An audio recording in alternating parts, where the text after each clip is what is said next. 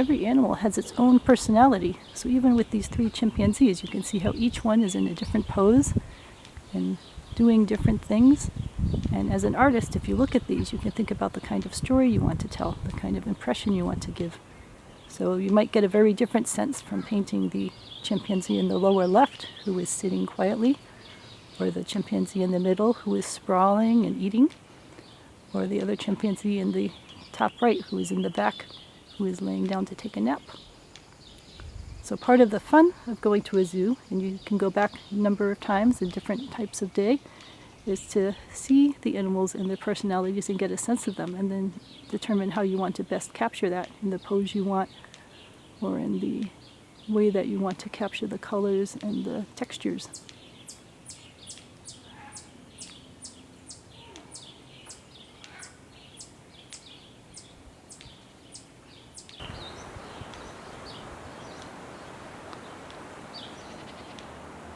Chimpanzees are another group of animals that are great fun to paint or take photos of, and they provide a wide range of poses and opportunities for you.